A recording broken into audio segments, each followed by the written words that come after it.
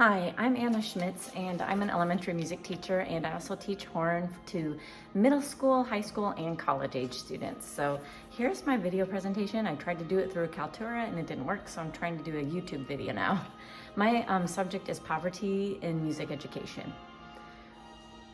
Oh, and I also teach several low-income students through the Partners in Education program. Poverty has affected children's ability to participate in music education, causing inequalities to access to music instruction, especially instrumental participation, and consequently less music education throughout the high school years into adulthood.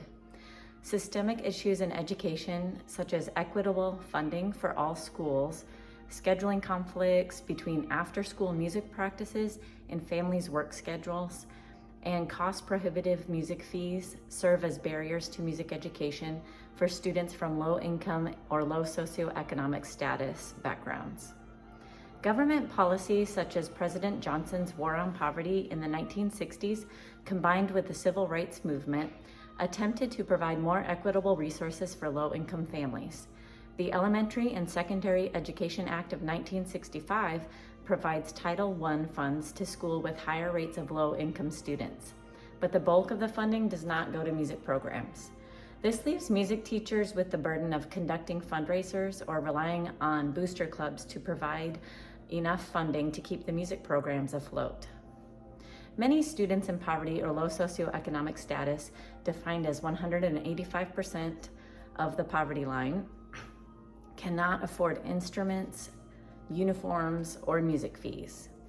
In an interview with Dr. Todd Howell, a retired high school band director of a school with high poverty, he stated, "I'm confident and saddened that several students each year chose not to participate in high school band because of the expenses associated with the program."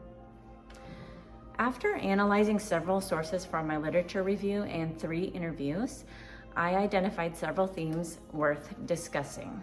These include logistical concerns, music teachers' attitudes, and nonprofit organizational support for music education for low-income students.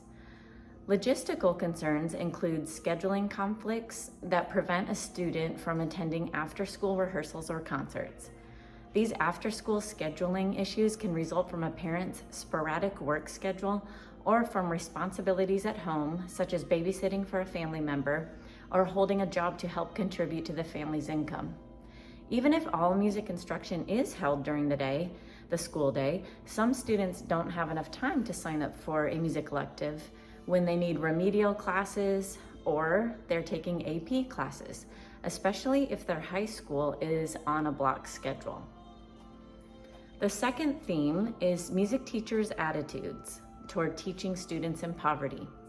While many teachers may start out in a low-income school, they tend to leave their position to either transfer to a more affluent school or leave the profession altogether.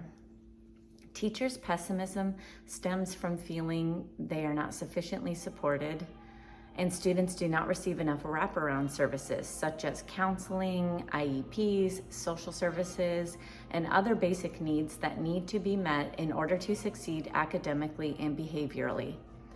In addition, there is usually less parental support at these schools, not because the parents don't care, but they simply don't have enough time to volunteer at the school or for the music program.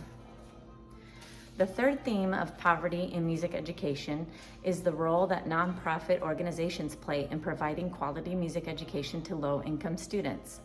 Soundscapes in Newport News, Virginia offers free beginning music classes to students and collaborates with the Virginia Symphony Orchestra.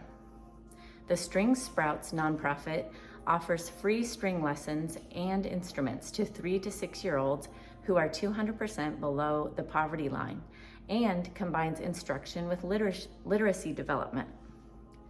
The Atlanta Music Project serves many local children in poverty by providing instrumental lessons and ensembles, including a choir funded by the Lewis Prize grant.